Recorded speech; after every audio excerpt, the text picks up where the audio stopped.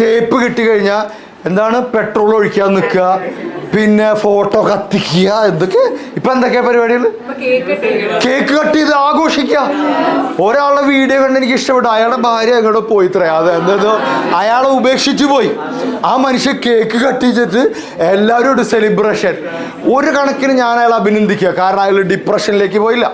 അയാള് ഭാര്യയെ കുത്തിക്കൊല്ലാനോ പുറകെ പോവാനോ കേസ് കൊടുക്കാനോ ഒന്നിനും പോയില്ല.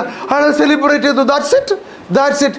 നിങ്ങൾക്ക് വിവാഹത്തിൽ വന്നിട്ട് ഒരു ഡൈവോഴ്സ് നടത്തണോ? ഡൈവോഴ്സ് ചെയ്യാൻ മനോഹരമായിട്ട് പിരിയുക. ഈ യൂറോപ്യൻസൊക്കെ പിരിയണം എങ്ങനെ? അവർക്ക് രണ്ടുപേർക്ക് ഒന്നിച്ച് പോകാൻ പറ്റിയില്ലെങ്കിൽ അവരെന്ത് ചെയ്യുക? I need to talk to you. നിങ്ങൾ സിനിമയിലൊക്കെ കണ്ടിട്ടില്ലേ? I want to talk to you എന്ന് പറയാം. അങ്ങനെ എന്തോ ഒരു ഡയലോഗ് അല്ലേ പറയാ? ഹണി വെച്ചിട്ട് തുടങ്ങുക. Honey I want to talk to U.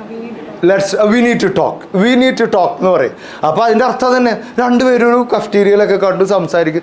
ഭാര്യ ഭർത്താവ് പുറത്തേക്ക് ഇരുന്ന് സംസാരിച്ചിട്ട് മക്കളെ കാര്യത്തിലൊക്കെ തീരുമാനിച്ച് നൈസായിട്ട് പിരിയുന്നു മാത്രമല്ല, രണ്ടാളും കല്യാണം കഴിക്കും. ആ കല്യാണത്തിന് രണ്ടാളും മറ്റവരെ വിളിക്കുകയും ചെയ്യും.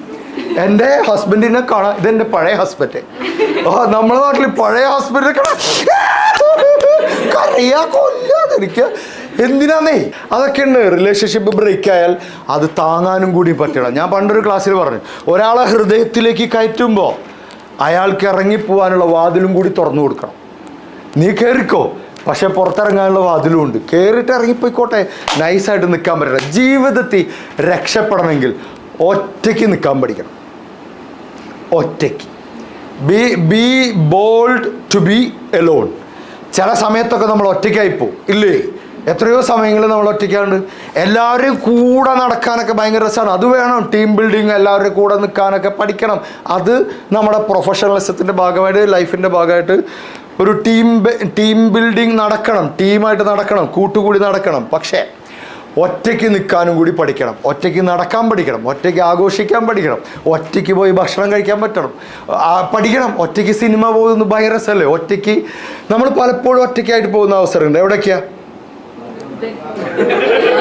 രാത്രി ഒറ്റയ്ക്കാ ബാത്റൂമിൽ. ആ ശരിയാ. വേറെ ആരെങ്കിലും വന്ന് കുളിപ്പിച്ച് തരുമോ? ഇല്ല. ബാത്റൂമിൽ നമ്മൾ ഒറ്റയ്ക്കാണ്. ഭക്ഷണം കഴിക്കുമ്പോൾ ഒറ്റയ്ക്കാണ്.